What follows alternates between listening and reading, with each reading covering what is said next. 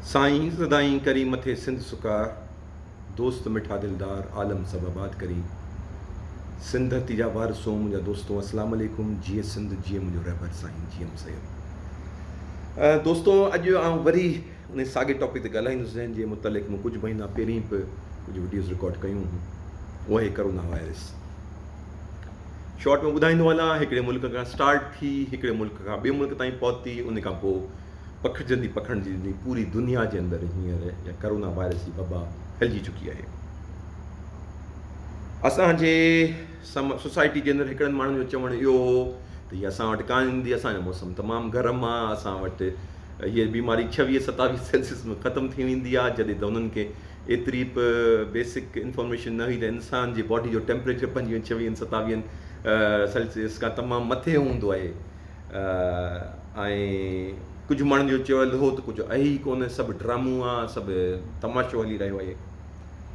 पर सच पुछो त वक़्त सां जेतिरो वक़्तु अचंदो अचे ऐं जेतिरो असीं पंहिंजी अनाउनि में, असीं पंहिंजनि ख़्याली दुनिया में रहूं पिया, ओतिरो साबित थिए पियो त असीं ग़लति आहियूं ऐं बीमारी वधंदी अचे।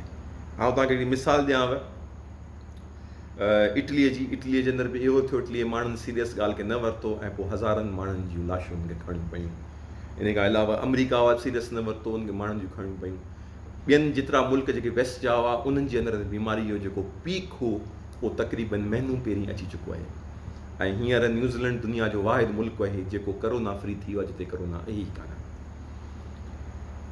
ॾाढी दुख जी ॻाल्हि आहे त असां वटि उहे माण्हू जिन खे का रिसर्च न आहे, जेके का तहक़ीक़ न आहे, ॾाढो दुख सां चवणु चाहे थो इहो त उहे हिकिड़ी हलाइनि था त बाबा हिकिड़ी वॾी साज़िश थी रही आहे, आलमी साज़िश आहे, कॉन्स्पिरेसी हले पई कि तमामु वॾी साईं मथां ही वॾी हीअं आहे, हूअं आहे, हीअं आहे। दोस्तो प्लीज़ इन्हनि ख़्याली दुनिया मां निकिरो। यकीन कयो दुनिया वांदी न आहे जो वेही कंहिंजे ख़िलाफ़ु साज़िशूं करे।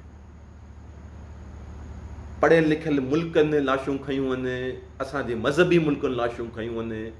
हींअर करोना सिंध जे अंदरि पकड़िजे पई ऐं जेके चवनि था इहो कूड़ आहे, उहे अची मुख़्तलिफ़ इस्पतालुनि में चकर हणी वञनि सिंध जे। ऐं सिंध जी गादी जे हंधि कराची जी मिसाल ॾियां थो, उते अचो, उते प्राइवेट इस्पतालूं ऐं हुकूमती इस्पतालूं ॾिसी वञो। तव्हां जे डिस्ट्रिक्ट में रहियो था उते वञो। असांजा हिकिड़ा माण्हू चवनि था न या करोना कान्हे, सहक आहे, या करोना न आहे, या खंघि आहे, करोना न आहे, बुखार आहे। बाबा पोइ करोना जा यही सिम्टम्स आहिनि, करोना इहो ई आहे। करोना इन खे ई चइजे थो, साॻियो नॉर्मल फ्लू आहे, पर उहो करोना आहे जेको जल्दी पकड़िजे थो ऐं तव्हांजे जिस्म जे अंदरि अगरि इम्यून सिस्टम तव्हांजो कमज़ोर आहे त उन ते हमिलो करे थो। इन करे महिरबानी करे दोस्तो पंहिंजे मथां ॿियनि ते रहम खाओ। प्लीज़ इन साज़िशी दुनिया मां निकिरो, प्लीज़ निकिरो। तव्हांखे यकीन नथो अचे, चकर हणी अचो हॉस्पिटल मां। बाक़ी इहो चवणु त आलमी साज़िश आहे, डॉक्टर करे रहिया आहिनि, हीअ आहे, हूअं आहे, जीअं असांजे मुल्क में थी रहियो आहे। सूबाई हुकूमतूं वफ़ा खे धमकाइनि पियूं, वफ़ा सूबाई हुकूमत धमकाए पियो, हुननि खे सम्झ में ई कोन पियो अचे छा थियणो आहे। हींअर ॿहिराड़ीअ में वधे पई, लिटरली वधे पई।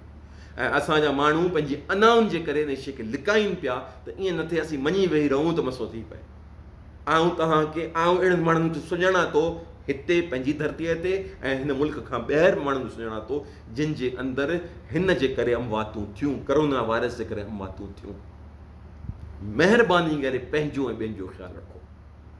अगरि हिकिड़ो दहशतगर्द ॿियनि खे नुक़सानु पहुचाए थो, इन करे हुनखे दहशतगर्द चऊं था, त पोइ इहो छा थियो त अगरि पाण मुंहुं करोना आहे या ॿिए कंहिं करोना आहे, ॿाहिरि वञी ॿियनि खे बीमार कयां। महिरबानी करे हथु ॿधी चवांव थो, महिरबानी करे पंहिंजे मथां, पंहिंजे बचनि ते ऐं समाज ते रहम खाओ। न खाईंदो ॾाढो नुक़सानु पहुचंदो, ॾाढो नुक़सानु पहुचंदो। केॾी तकलीफ़ जी ॻाल्हि हूंदी असांजो को मिठो पंहिंजो प्यारो इन अची वञे। उन जी तकलीफ़, अलाह त सभिनि खे ज़िंदगी मौत ॾियण वारी ज़ात आहे, पर बीमारी में जेकी तकलीफ़ मां गुज़रंदो उन मां छा थींदो। तव्हां सभिनि खे रिक्वेस्ट कंदुसि, प्लीज़ घरनि में रहो। इहो चवणु छॾे ॾियो त छा थींदो। हुकूमत पैसा बि ॾिना माण्हुनि खे, उन पैसनि मां वठी महिनूं खनि हलिया वञो। अगरि खंघि ज़ुकाम साहम तकलीफ़ अथव त घरनि में वियो, पंहिंजे बचनि खे टाइम ॾियो। अगरि कंहिंखे तकलीफ़ आहे टेस्ट करायो। इन जो इलाजु न आहे, सम्झो इन जो इलाजु न आहे, इन जो इलाजु न आहे। इन जो इलाजु रुॻो इहो आहे त घरनि में रहो। पहिरें दफ़ा दुनिया में तव्हांखे हिकिड़ो मौक़ो मिलियो आहे, तव्हां दुनिया लाइ इलाही कुझु करे सघो था घर में वेही। न त चइबो आहे ॿाहिरि निकिर त कुझु थींदो। हिन दफ़े तव्हांखे कुदरत इहो मौक़ो ॾिए पई त घर में वेही दुनिया जी ख़िदमत कयो ऐं पंहिंजे लोकल डॉक्टर सां ॻाल्हायो, पंहिंजे इम्यून सिस्टम खे बहितर कयो। इम्यून सिस्टम खे बहितर करण जे लाइ विटामिन सी जी ज़रूरत हो, विटामिन सी खाओ, इन खां अलावा पंहिंजो फ्रूट खाओ, इन खां अलावा थूम जेकी थींदी आहे, थूम कची थूम, उनजी रोज़ु हिकिड़ी अधु पिती खाई छॾियो, पूरी पिती न, अहिड़ी फार जेकी थींदी आहे नंढड़ी, उहा खाई छॾियो। लौंगनि जो कावो पीओ। इहे जेके सिंधी रेमिडीज़, पंहिंजूं लोकल रेमिडीज़ जेके मुख़्तलिफ़ मुस्लिम क़िस्म जूं शयूं आहिनि, उन्हनि खे बि पंहिंजो फॉलो कयो। पर महिरबानी करे हिन शइ खे सीरियस वठो। ॾाढी तकलीफ़ सां ॾिसणो पवे थो, ऐं पूरनि फैक्ट एंड फिगर्स सां तव्हांखे ॿुधायां पियो, ॾाढो ख़राबु थी रहियो आहे। उमेद ही पैगाम वधि में वधि शेयर कंदो। जीए सिंध, जीए मुंहिंजो रहबर साईं GM सैयद।